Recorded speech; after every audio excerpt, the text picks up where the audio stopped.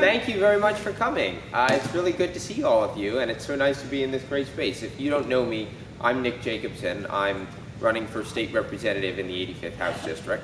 I'm originally from Monroe Township, but now I live in Winfield. But really, today is not very much about the campaign. It is about politics, but particularly, I wanted to talk about and have this Service Appreciation Day, because I think that service is not mentioned or focused nearly enough on in politics. I think politics gets a name that gets associated with campaigning, with fighting, and with paralysis.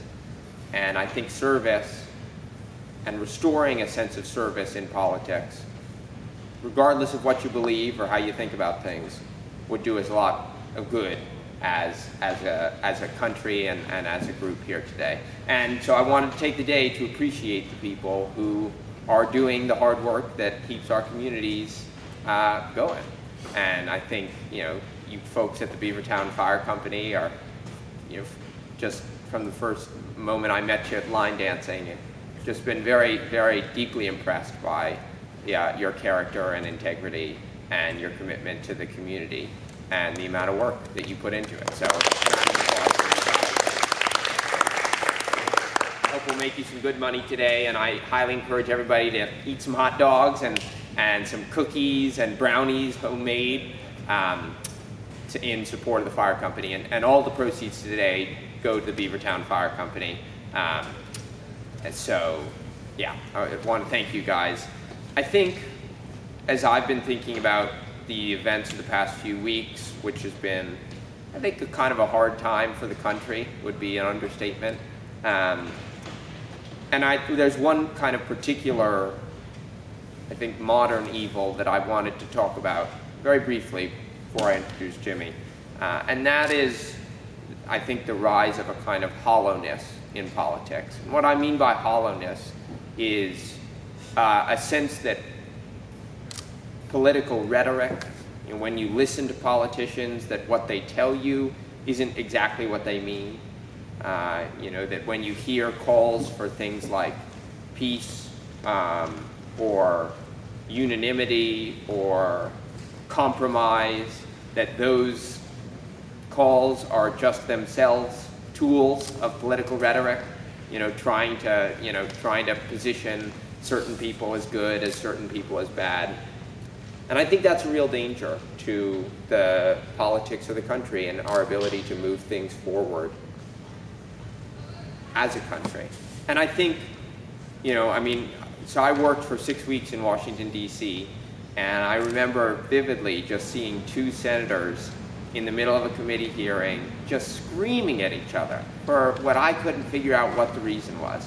And I just felt like somehow we had gotten a little lost in there and gotten lost a little bit of focus on what actually matters in communities.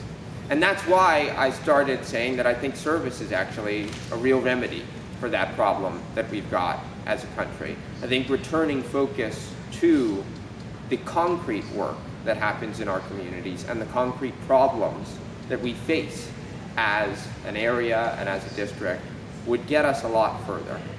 So I'm not going to try and pitch you on the things that I'd like to get done. If you'd like to learn more, there's plenty of ways to do it, and there's our website and lots of information there. But I'd just like to say that in this campaign and in my life, I want to lead us to a place where disagreement is constructive rather than destructive, where we go into conversations assuming that the people who disagree with us have good reasons for doing so, and that we move things forward a little bit. And so with that in mind, it gives me great privilege to introduce a dear friend of mine, Jimmy Hatch. Jimmy, I met back in 2019 at Yale University. We were undergrads together. Jimmy's a little younger than I, as you probably can see, at heart. That's true. No, Jimmy and I were both first years at college. He came to it a little later than I did. after spending 30 years in the Navy, a lot of it in special operations, in Bosnia, in South America, in Africa, in the Middle East. Jimmy's just been about to every combat situation on the front lines of those operations that we've had as a country for, since before I was alive. Jimmy's been fighting those fights. And I think Jimmy is really a paragon, an exemplar of what it means to serve, not only to serve one's country, but to serve one's community, and to lead with your heart and with an openness and generosity of spirit that would do us all good. So thank you so much for coming, Jimmy, and a round of applause. Okay. Yeah, go ahead. If you would have told me when I met Nick that we'd be doing something like this, where I'd be coming to Pennsylvania, rural Pennsylvania, which is a lot like where I grew up. I grew up in Utah. Same kind of small town, same kind of people. I would not have believed it. But I want to say some things before Nick gets started. Okay. I met Nick on Veterans Day in 2019. I was a 52-year-old college freshman. First year, they don't use the freshman anymore. And I was scared to death. Yale is very big into diversity. There's not a lot of old white guys with tattoos, right? So they let me in. They felt sorry for me because I got bullet holes in me. I don't know, whatever. Anyhow, I was there and I was a little scared. And we were in this kind of special program together called Directed Studies, and we had lectures a couple times a week. And it was Veterans Day, and I'm at this college where I thought everybody would hate veterans and they would think I was some kind of bad person. And it was definitely not that way. But Nick walked up to me, and I didn't really know Nick. I'd seen him around. But he walked up to me and he handed me a card, and he had gone around to all the other kids all the other young people in our cohort, and he'd had them sign this Veterans Day card thanking me for my service. That's when we became friends, because what Nick did as a young man is he kind of welcomed me into that little kind of world that he was in, and I hadn't been there previously. And after that, Nick and I stayed in contact quite a bit. I do want to say this part about the political part. I had a lot of conversations about politics over our time in college together with Nick. And Nick is true, man. He would always argue, and not just with me, but in big groups, that, hey man, what happens at the local level is what is important. People up in DC running their mouths and talking all these big things is cool, but where people actually live and work and try to etch out a life together, that's where it counts. And so here we are. Now I'll shut up. Go ahead. Well, thanks, Jimmy. So I thought I just wanted to ask Jimmy a couple of questions that I think about and that hopefully you guys think about too. And then we'll just ask you guys to ask some questions if you've got stuff for Jimmy. If you got questions for me, I'm happy to answer them too, but I'm here all the time and I talk plenty, and we're very lucky to have Jimmy's time. So I thought we would start maybe with, I feel like, when I think back on my life, I'm sure when you think back on your life, a lot of the things that influence it, that matter, are moments where you look back and you go, oh wow, that was a kind of an important moment. So I wonder if you could just give people kind of just a rundown of some of the important moments in your life and what has stuck from you by way of introduction to your experiences and your kind of reflections on what's important. Thanks, Nick. So he sent me these questions a couple days ago, and I'm like, wow, he wants me to think. So I wrote down some of these moments. And I'm going to try to kind of focus a little bit on service with them, because that's really what they came down to. The very first memory I have of being in touch with a first responder, I was about this tall, and I grew up in different family environments, and they weren't particularly nice. So I had gotten a pretty good whooping one day out in the street, and I was pretty messed up. And I was in the house, and all of a sudden the people that I was living with, they got real serious, and these police officers came up, and I didn't know what a cop was. I was a little kid. And man, when those cops came, everything changed. Those people they weren't mean to me anymore, and they were serious, and everything in my life changed. And I was like, whatever those guys are doing is important. And I remember that as a very, very little kid. That came into play a lot later on in life. The next really big one was, I did all this military stuff, spent some time in the regular Navy on ships, and did the SEAL team thing, and I got assigned to a guy to be a bodyguard in Bosnia when the United States got involved. Europe had really failed. The United Nations, and there'd just been mass killings, and it was brutal. And I remember going there, and I had this idea in my head of where these kinds of, mass killings happen. I'd never seen anything like that, obviously. but it certainly wasn't a nice city like Sarajevo. It wasn't, you know, it was shocking to me. And one day I found myself standing on the edge of a mass grave with about 700 people in it, mostly women and kids, and they had holes in their head because they'd used spikes to kill them so they didn't waste bullets. And that just helped me realize that when things go badly, when we dehumanize one another, this is the result. And I'm here to tell you, man, I don't want that. And neither do you. So that is a kind of a platform from where I think about things like politics and you know, human relations. There's definitely, I'm not a pacifist. There's definitely people in the world that should probably be killed before they hurt or kill other people. But that should be done with a very significant amount of thinking and planning on the part of people who send other people's kids to war, right? So that's kind of where I'm at on that. That was a very big event in my life, and it frames a lot of the things that I think about now. Another one was when I was wounded in action. I got shot up on a mission to rescue an American who was held hostage. He was an Army kid, and he'd walked off his post. He'd actually gone AWOL. And man, I got shot up pretty good one night, and I lost my dog. I was a dog handler. That night I was a team leader, but the dog that I was with was killed. I got shot in the leg.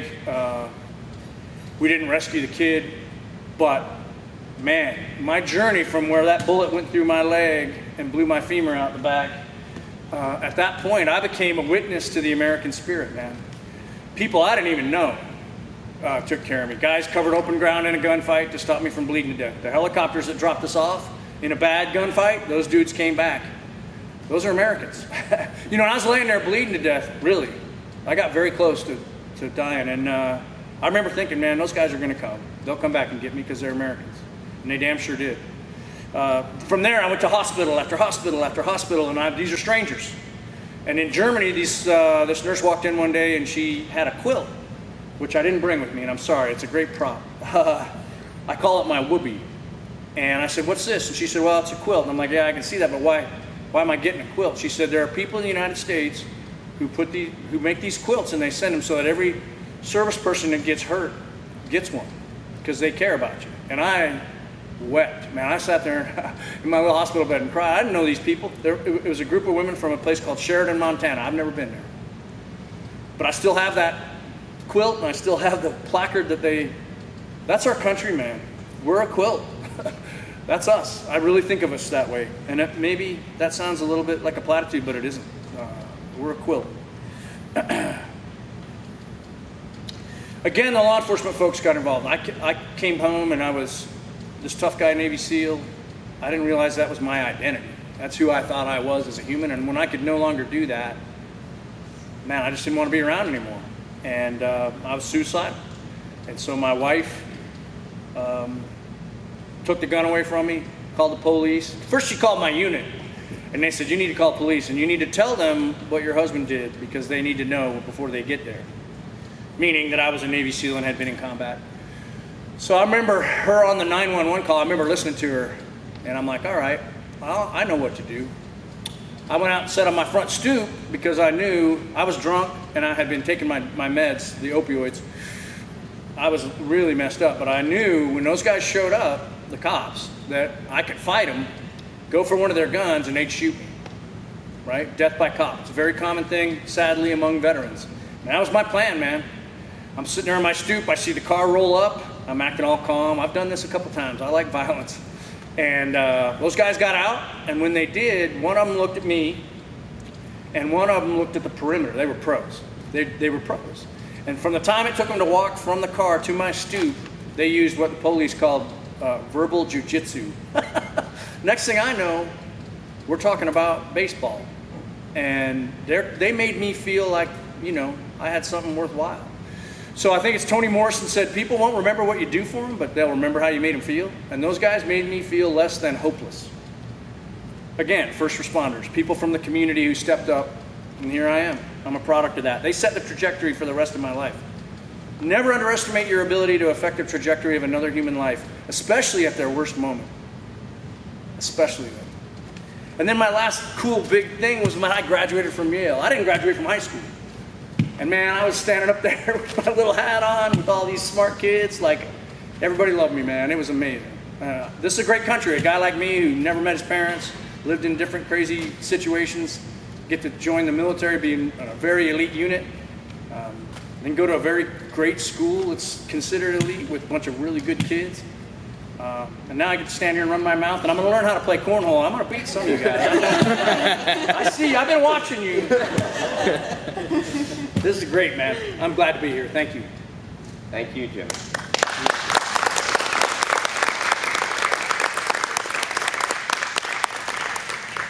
Next, I thought we'd talk a little bit about probably, something that anybody who's in service these days thinks about, which is, what is the future of service, particularly at the local level? I mean, we've got a lot of fire and ambulance companies, local government positions, police officers, teachers, nurses, looking for people to join the profession. And if you're going to being a volunteer firefighter is not a way to make bank, as they say. But I'm curious. What has driven you in your life and inspired you in service, and how do you think about the future of service in our country, particularly where it matters most in communities? So I think, with the service for me, I grew up not reading what I was supposed to read in school, and I read a lot of war books, and I knew that if I showed up and worked my butt off, I'd be able to help, and I'd be able to give something. I talked to a guy in Dubai one time, this Arab guy, and this was during the time when I was fighting in Iraq and Afghanistan. And I said, what is in these kids' heads that will blow themselves up? And the old guy is pretty old dude, and he'd been around a long time. He said, well, listen, he said, in these places where a lot of these young people come from, the governments are corrupt. They take money from the families, they don't really provide services, and they're not jobs there where young, particularly in this case, we're talking about young men, can grow up and feel like they're accomplishing something and doing something for the community. So they turn to killing themselves because that's really the only thing they can do to bring honor to their family and feel like they're contributing to whatever cause. And it broke my heart. And I started to think about how that works here, And I've seen people blow themselves up, man. And it's, when you see that, you never forget it, I'll tell you that. It's just a very big, dramatic, horrible thing that we do to try to find a spot where we can be a part of something important, I see us as humans. As Nick will probably talk about, I consider myself a humanist. I think we have a lot more in common than we have different. I've shot a lot of people. I've been shot at by a lot of people, and I had more in common with those people that were shooting back and forth than I did with the people who sent us both to do that kind of stuff. So I'm getting older and maybe a little bit too sentimental, but I think the only way that we can really encourage people to serve and contribute and help their community is by by holding events like this, where people get together in the community and we recognize the people who, she says to me, tell me your name again, young lady? Anna.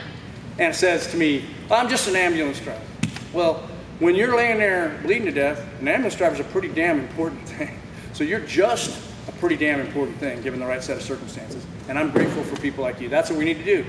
We just need to keep a good eye on the people who are volunteering and point them out and make sure that they get the attention, not the other things that we like to spend a lot of time talking about, the negative things or whatever. I also think the happiest times in my life personally were when I was working with a group towards a goal. Whether that was in the SEAL teams or whether when it was at Yale I went on the news and talked about Afghanistan when we left. They called me and said, hey, would you talk on the news about it? I said, yeah. We messed up in Afghanistan a lot. I lost a lot of friends there. Some of them from Pennsylvania, just down the road. We need to talk about why those mistakes were made. And there's never been an after action. Like in the military, we go out and do a mission, even if it's a good one, we come back and tear it apart. Because if you don't shine a critical look on yourself, the enemy will find those places and they'll take care of it. And when you're in the business of saving lives, you have to do it. Or you're not going to be in that business much longer. Sorry, man, I've been blown up a couple times and I lost my train of thought. It happens. Where was I? Happy. Just working towards goals with groups. Yes. So when I went on the news, I said to, sorry man, I'm not embarrassed by it, please don't. It just happens. I've been blown off the side of buildings and blown up in trucks, and I just have a lot of head injuries, and it just happens. I'm lucky I wore my pants today. We're doing well. We at Yale, one of the big deans of one of the colleges there, heard me on the news. And I said we need to do an after action as a country on Afghanistan so we don't do it anymore. So we don't make those mistakes, because we didn't really have one after Vietnam, and I know a lot of Vietnam veterans, and they say the same thing. So Yale, not the place you would normally think would do this, said, yeah, we're going to do it. So they hired this incredible ambassador, and I asked for some of my classmates, that Nick was one of them, to be in there. And I watched these kids who didn't know anything. Nick, were you alive when 9/11 happened? Like how old were you? How old was I? 9 months old? 9 months old. So here's these kids that didn't really understand what it was like to see them towers fall and watch those people jumping off those buildings and the horror of all that. And they're in here mixing it up. And we had generals talk to us, and we had ambassadors and presidential special advisors. I even arranged a Zoom meeting with the Taliban. And I'd rather shoot those guys and talk to them, but that doesn't really solve much. I've been there and done that. Didn't really solve anything. Here we are, right? So that work in a group, and I'm going to use that class that Nick and I were in together, we solved some things, and we wrote a really good report, and it's available. And if you want to read it, I'm sure Nick will make it available, or his crew will help you. When you're selfish and you're alone, you're selfish and alone. When you're working with a crew to try to make the world a better place, you're going to be a lot happier, at least in my opinion. And I like a hot dog too. So. Here, here. I think, well, you're kind of touching on the theme that I wanted to get to in the end, which is, I think you're pretty proud to be an American. Yeah. I think a lot of people are pretty proud to be an American. And you also mentioned just earlier, being a humanist. And I've always felt like one of the great things about America is the faith and the confidence that it has in citizens and in regular people. That we can run a government together, that we can build a life together and a society in cooperation. And that to me seems like a real celebration and act of faith in the human character and the ability of people working together to get things done. But I was curious how you thought about the intersections between being an American and being a humanist, and where you think that leaves us today.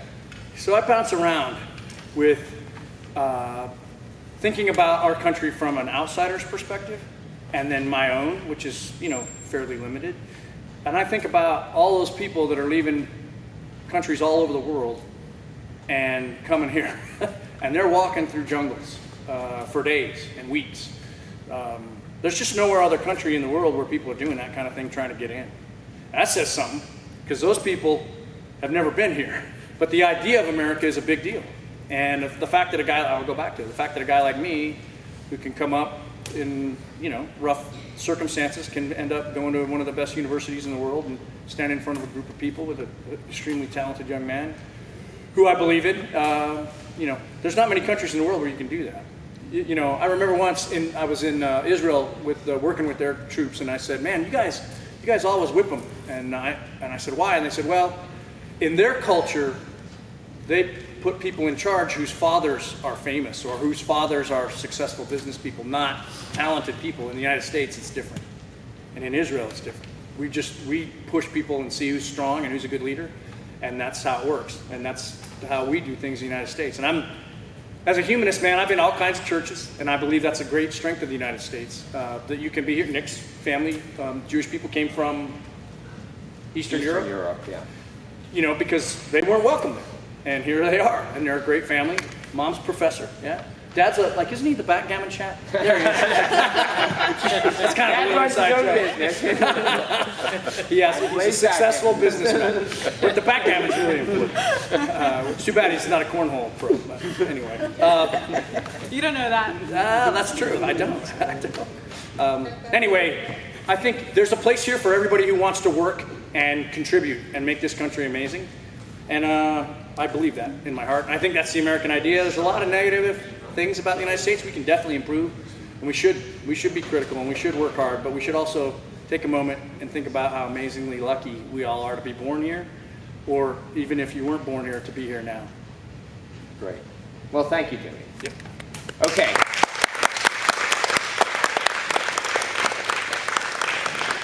think I've talked long enough, so if you guys have questions for Jimmy, I'll answer anything. You Go can ask for me it. about all those books or movies. I'd rather get shot again than talk about politics, but if you really want to, we can do that.